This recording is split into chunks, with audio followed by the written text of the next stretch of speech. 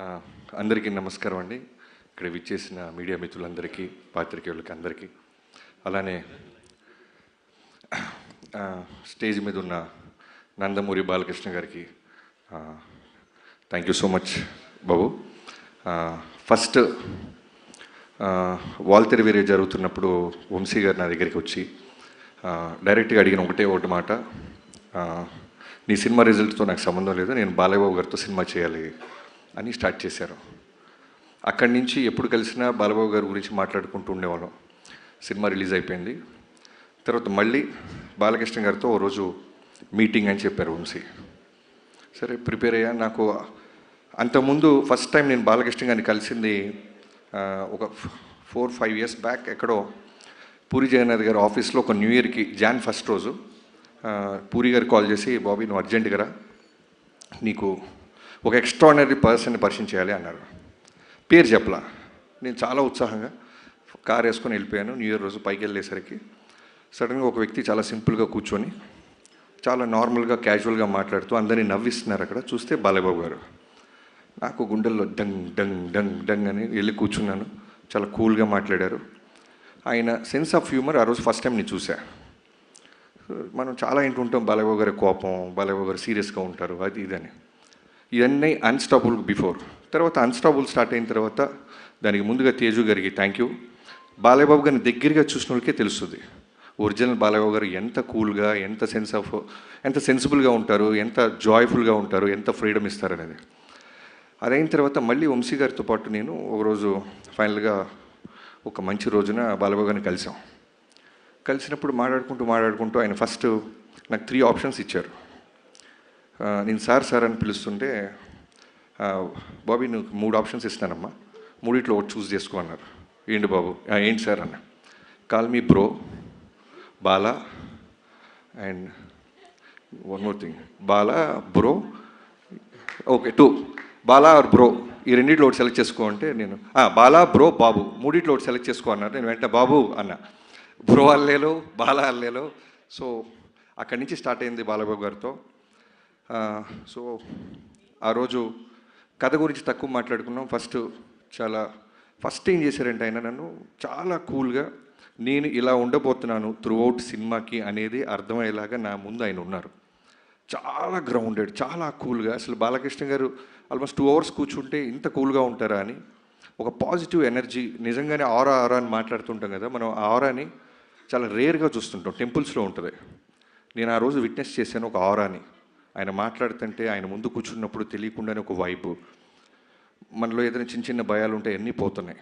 అక్కడి నుంచి మొదలెట్టి కథ కంటే ముందు బాబీ మనం ఏం చేద్దాం అని మాట్లాడుతూ ఆయన ఇస్తున్న ఫ్రీడమ్తో ఆదిత్య 369లో ఉన్న ఒక విజువల్ చూపించారు ఆయన. సో మేము ఆల్రెడీ ఒక ఐడియా అనుకుంటున్నాం, ట్రావెల్ అవుతున్నాం. ఈ క్యారెక్టరు ఆయన ఇప్పుడు మాట్లాడేది ఏంటంటే, నా కోసం, నాన్నగారి తర్వాత నా కోసం వస్తున్న అభిమానుల కోసం నేను ఏదైనా కష్టపడతాను బాబీ. సో వాళ్ళు ఏం కోరుకుంటారు, సో వాళ్ళకి ఏదైనా ఇవ్వాలి అంటూ ఆ క్యారెక్టర్ గురించి చెప్పారు ఆయన. సో వెంటనే నేను నా టీంతో కూర్చొని వెళ్తున్న కథలో నుంచి మెల్లగా ఆ క్యారెక్టర్ని, ఆ లుక్లో ఉన్న క్యారెక్టర్ని ఇప్పుడున్న ప్రజెంట్ జనరేషన్కి దానికంటే నెక్స్ట్ బెస్ట్ ఇవ్వాలని కూర్చొని వర్క్ స్టార్ట్ చేశాం. నాకు తెలిసి కథ విషయంలో నేను ఎప్పుడు వినలేదు బాలకృష్ణ గారితో కొన్ని ఫ్యూ మీటింగ్సే. కథ లాక్ అయిన తర్వాత మళ్ళీ ఏ రోజు ఎక్కడైనా ఒక మ్యాక్సిమం చాలా రేర్గా అడుగుతుంటారు ఆయన. అది కూడా ఎలా అడుగుతారంటే, బాబీ గారు ఇది ఓకేనమ్మా, ఇది ఓకే చూసుకో ఒకసారి, ఇది ఇలా కూడా చూడొచ్చా, ఇది ఇలా కూడా చెప్పచ్చా అంటే దాంట్లో ఏదో ఉన్నట్టు. సో వెంటనే నేను టీంతో బౌన్స్ బ్యాక్ వెళ్ళి వర్క్ చేయటం మొదలెట్టండి. అలా చాలామంది బాలయ్యబాబు గారికి ఫ్యాన్స్ ఉంటారు, డైహార్డ్ ఫ్యాన్స్ అంటారు. నేను వర్క్ చేసినప్పుడు నేను రాసిన ఒకే ఒక పదం, ఆయన గురించి నేను తెలుసుకున్న తర్వాత రాసిన ఫస్ట్ డైలాగ్, ఒకడెవడో అంటాడు సినిమాలో, ఇతనికి శత్రువులు ఎక్కువ అని. దానికి బాలకృష్ణ గారి చేత ఒక మాట చెప్పించా, అరే ఓ సిఐ సాబ్ హమ్కో దుష్మన్ కమ్, జాన్ దేనే వాళ్ళ ఫ్యాన్స్ జాదా హై. సో అది నిజంగా బాలయ్యబాబు గారితో పనిచేస్తే ఫ్యాన్ అవటం కాదు, లవ్లో పడిపోయి అడ్మైరర్ అయిపోయి మనం ఫాలోవర్ అయిపోతాం.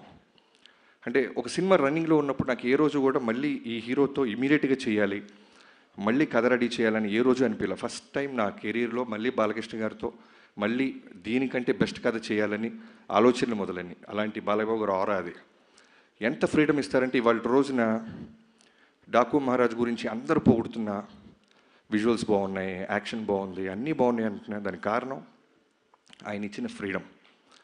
ఎంత అట్మాస్ఫియర్ ఇస్తారంటే డైరెక్టర్గా, అది నాకు ఆనందం కన్నా విపరీతమైన బాధ్యతని, బరువుని పెంచేసింది. ఈయన ఇంత నమ్మేస్తున్నారు వాళ్ళని. అంటే లిటరల్గా చెప్తున్నాను, ఓ డైరెక్టర్ వెళ్తున్నప్పుడు ఆయన సిగరెట్ కూడా తాగరు. అంటే ఆయనకున్న స్టార్డమ్కి, ఆయనకున్న ఆరాకి, ఆయనకున్న ఫిల్మోగ్రఫీకి. నాకు 6వ సినిమా నేను దాక్కుని వెళ్ళాల్సి వచ్చేది. ఆయన నన్ను చూసి సిగరెట్ పడేస్తారు, వెంటనే లెగిసి మాట్లాడతారు, డైరెక్టర్ గారు వస్తున్నారు సైలెంట్గా ఉండండి అంటారు. ఇలాంటి ఒక ఒక ఒక సూపర్ స్టార్డమ్ ఉన్న హీరో ఎందుకు గాడ్ ఆఫ్ మాసెస్ అయ్యారు, ఇవన్నీ నేను దృష్టిలో పెట్టుకొని ఏదో ఒక విధంగా ఇంత ఫ్రీడమ్ ఇస్తున్నారే, ఇంత గాడ్ ఆఫ్ మాసెస్ హీరో నా చేతిలో ఉన్నారు కదా, మనం బెస్ట్ ఇవ్వాలి అని ఇప్పటిదాకా నేను గర్వంగా చెప్తున్నాను. ఇంకా వర్క్ చేస్తూనే ఉన్నాను, చేస్తాను కూడా. ఈ సినిమా జాన్ 12న ఒక టీం అందరం కలిసి, ఇది నా ఒక్కడి కృషి కాదు, హానెస్ట్గా చెప్తున్నాను, ఒక సైన్యంతో. ఇంకో డైలాగ్ కూడా ఉంటుంది, ఎవడో అంటాడు ఆయన వెనకాల ఒక ముఠా ఉంది అనేదో, అంటే ముఠా కాదు సైన్యం అంటారు. సో అలాంటి ఒక సైన్యం స్టార్ట్ చేస్తే డిఓపి విజయ్ కార్తిక్ కన్నన్ గారు. నేను జైలర్కి ముందే ఒకసారి ఎప్పుడో మాట్లాడాము, నేను వంశీ గారు. అంటే ఏమైపోయిందంటే వంశీ గారు తను కూడా అంతే, చాలా చాలా అంటే బాలకృష్ణ గారికి బెస్ట్ ఇవ్వాలి బాబీ, బెస్ట్ ఇవ్వాలి బాబీ అనేది మనోడు ఎప్పుడు కలిసిన. సో విజయ్ కార్తిక్ కన్నన్ గారి గురించి అడగంగానే వెంటనే టచ్లోకి వెళ్ళి ఆయన పిలిపించి కథ చెప్పడం జరిగింది. సో విజయ్ గారిని ప్రాజెక్ట్లో తీసుకురావడానికి ఫస్ట్ నేను థ్యాంక్స్ చెప్పాల్సింది వంశీ గారితో పాటు ఈక్వల్గా తేజు గారికి. సో నేను తేజు గారికి చెప్పి ఫిల్మోగ్రఫీ అంతా పంపించి, నేను వంశీ గారు ఇలా అనుకుంటున్నాం, ఒక కలర్ ప్యాలెట్ మారుద్దాం, నాన్నగారిని అందంగా చూపించాలి. నా స్వార్థం ఏంటంటే బాలకృష్ణ గారిని ది బెస్ట్ లుక్ ఇచ్చాడు బాబీ అనిపించాలి తేజు గారు అంటే. వెంటనే నాన్నగారితో మాట్లాడి విజయ్ గారి ఫిల్మోగ్రఫీ చూపించగానే ఇమీడియట్గానే యాక్సెప్ట్ చేశారు. సో జనరల్గా ఒక సినిమా అయిపోతుంటే మనం చాలా పనులు అయిపోయినట్టు ఉంటుంది, కానీ ఈ సినిమాకి చాలా ఎమోషన్గా ఉంది. ఒక బెస్ట్ డిఓపితో పనిచేశాను, ఒక బ్రదర్ అనాలా, తమ్ముడు అనాలా, అన్న అనాలా.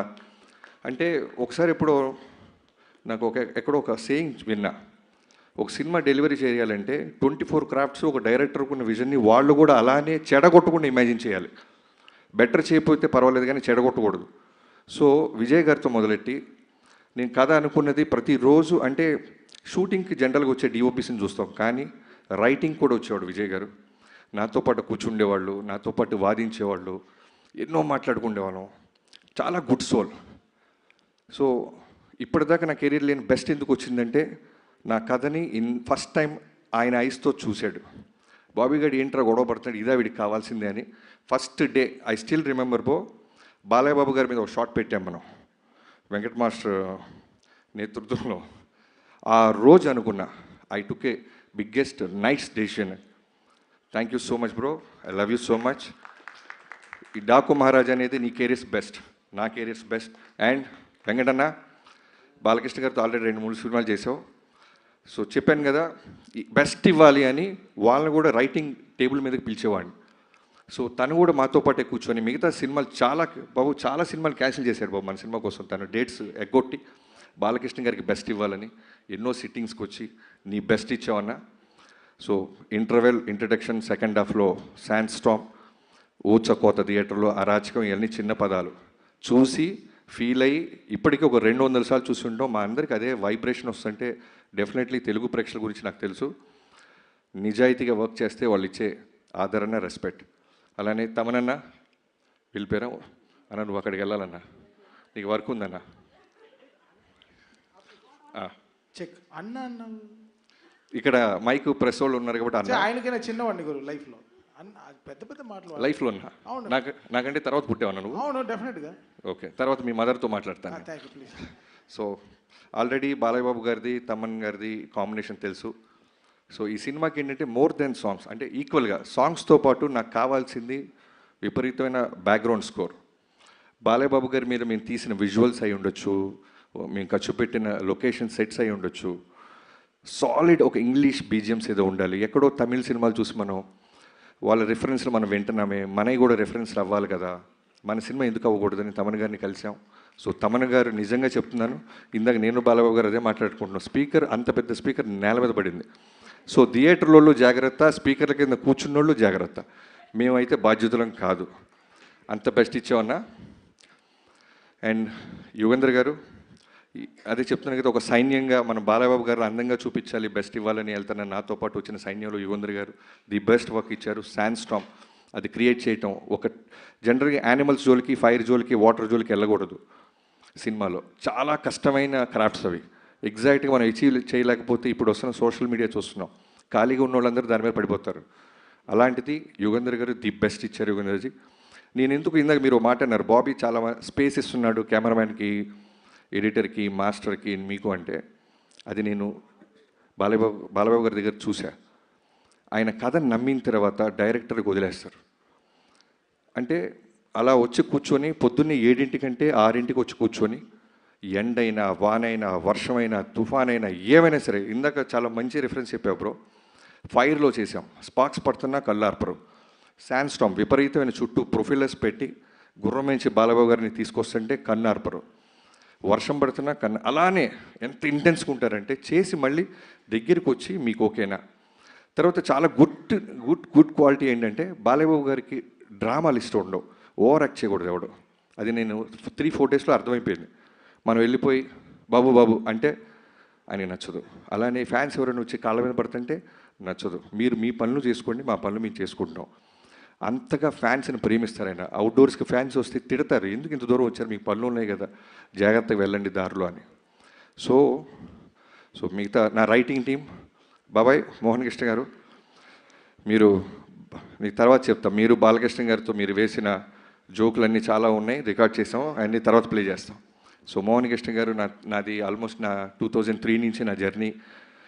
ఒక రక్త సంబంధం లేకపోయినా బాబాయ్ అని పిలవటం మొదలెట్టాను. నాతో పాటు నిరంతరం నాతో పాటే ఉంటాడు ఆయన.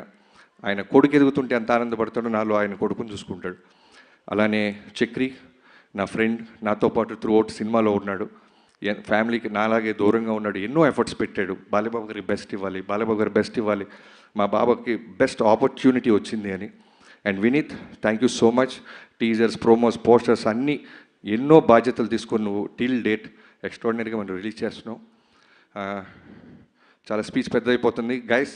నిజం చెప్తున్నా, ఈ సినిమాకి చాలా ఫంక్షన్స్ ఉంటాయి. ఇవాళే చెప్తున్నాను, ఎవరైనా ఉంటే మార్క్ చేసుకోవచ్చు. వీడింత బిల్డప్ ఇచ్చాడు ఎక్కడన్నా ప్రమోషన్స్ అని. అనంతపూర్ మేము రాకపోవడానికి కారణం బాలయ్యబాబు గారు తిరుపతిలో జరిగిన ఇన్సిడెంట్కి ఇమీడియట్గా రియాక్ట్ అయ్యి, ఇలాంటి టైంలో మనం సెలబ్రేట్ చేసుకోవటం న్యాయం కాదు బాబీ, నా ఫ్యాన్స్ అర్థం చేసుకుంటారు, వాళ్ళు ఎంతో ఖర్చు పట్టారు, ఎంతో కష్టపడ్డారు.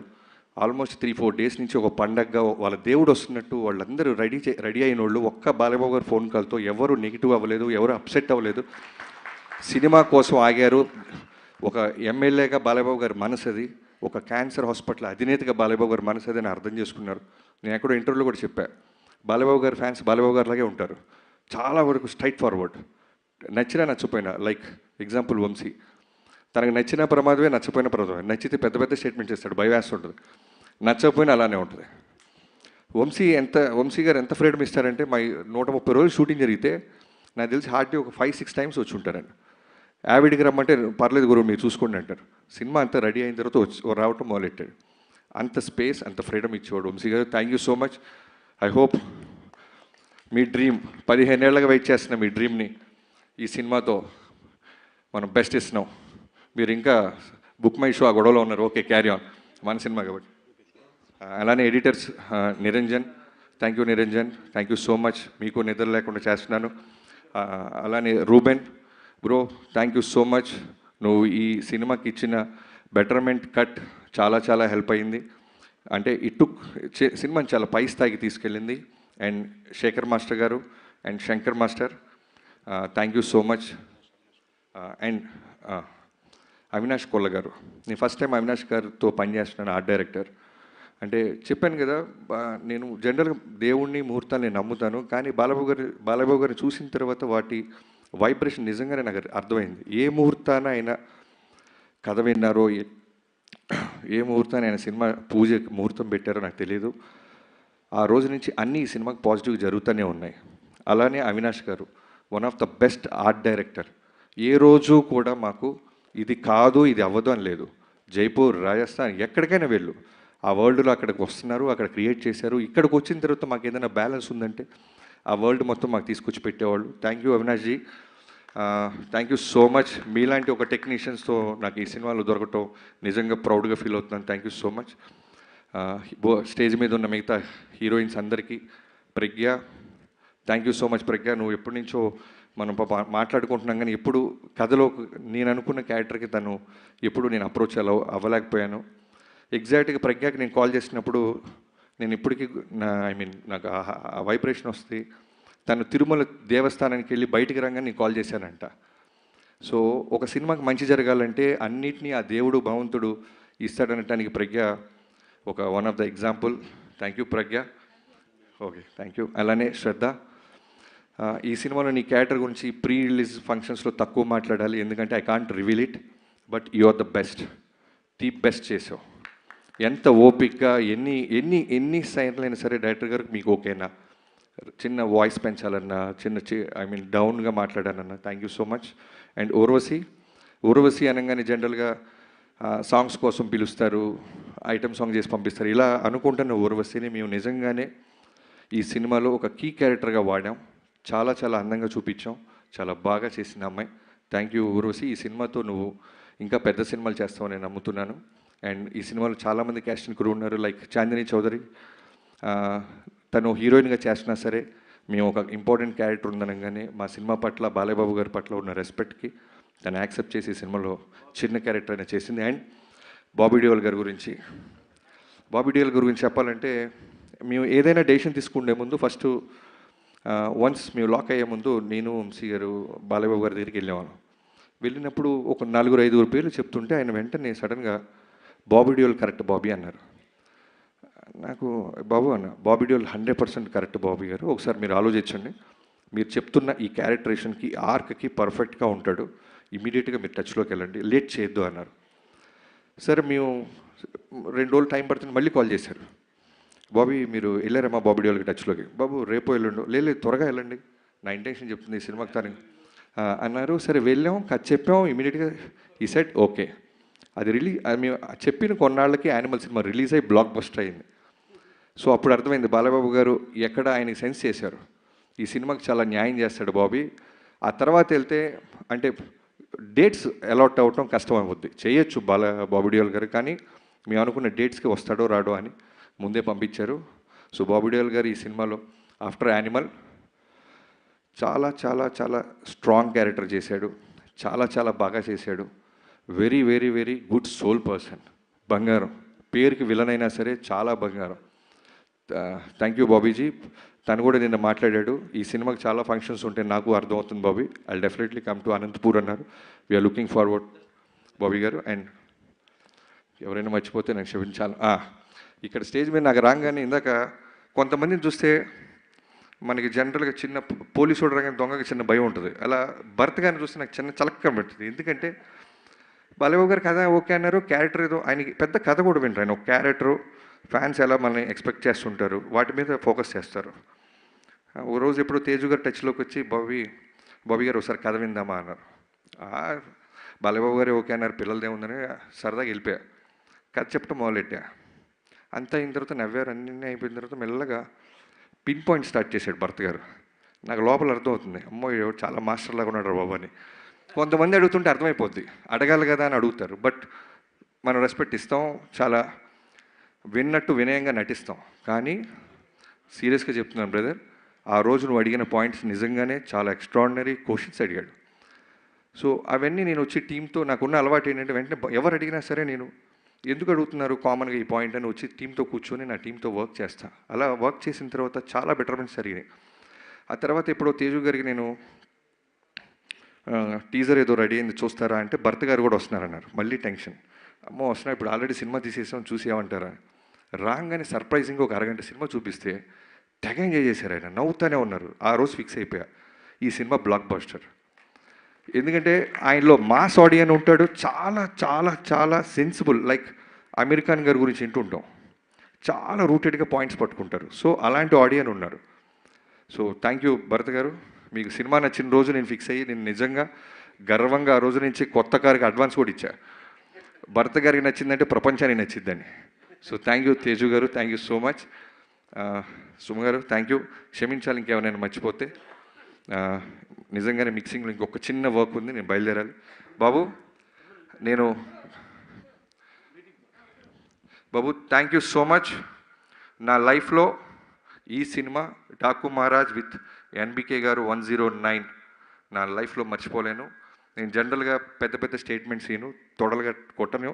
మీకోసం స్టేజ్ మీద సక్సెస్ రోజు తొడ కొడతా బాబు. తొడ కొట్టే సినిమా తీసాం, మిమ్మల్ని అందంగా చూపించాం, మిమ్మల్ని ఎమోషనల్గా చూపించాం. బాలబాబు గారిలో ఎంత మంచి నటుడు ఉన్నారో మనకు తెలియంది కాదు. సో బాబీ సైడ్ నుంచి ఎక్కడో రవ్వంతా నా సైడ్ నుంచి ఏదో తీసుకురావాలి. బాలబాబు గారితో అందమైన కాస్ట్యూమ్స్ వేయించాలి, బాలబాబు గారితో అగ్రెసివ్ యాక్షన్ చేయాలి. చాలామంది నా ఫిల్మోగ్రఫీలో సినిమాలు చూసి ఇంట్రో బాగా తీస్తావు ఇది అంటారు. సో బాలకృష్ణ గారితో చేస్తున్నప్పుడు నాకేమైపోయిందంటే, నేను మా పాపతో సింగపూర్ వెళ్ళాను 2 years బ్యాక్. నిజంగా ఫస్ట్ టైం లైఫ్లో ఓ పెద్ద జూ ఉంది, సింహాన్ని చూసా. అంటే భయము ఆశ్చర్యం రెండు కలిగినాయి. ఓ సింహం ఎంత ఉంటుందా, అది చాలా సైలెంట్గా చూస్తుంటుంది సింహం. మామూలు మిగతా యానిమల్స్లో గొడవ చేయదు, అటు ఇటు జంప్, సెటిల్డ్గా అలా చూస్తుంది. అది అలా ఫాలో అవుతుంది నన్ను, నేను కార్లో ఉంటే. సో దాన్ని చూసినప్పుడు ఏ అయితే వైబ్రేషన్ వచ్చిందో బాలయ్య గారు చూసినప్పుడు అదే వైబ్రేషన్ ఉండేది. చాలా కామ్గా ఉంటారు ఆయన. నువ్వు ఏమి ఇచ్చినా సరే యుద్ధానికి రెడీ అంటే రెడీ అవుద్ది ఆ సింహం. లేదు సైలెంట్గా ఉండంటే సైలెంట్గా కూర్చొని అలా వాచ్ సర్కస్ అలా చూస్తుంటుంది. బట్ మేము డీల్ చేసింది సర్కస్లో సింహాన్ని కాదు, అడవిలో సింహంతో ఒక అద్భుతమైన ఆట ఆడాం. ఆ ఆట Jan 12th రాబోతుంది. మిగతా వాళ్ళందరికీ పేరు ఎవరైనా మర్చిపోతే నాకు క్షమించాలి. Thank you so much.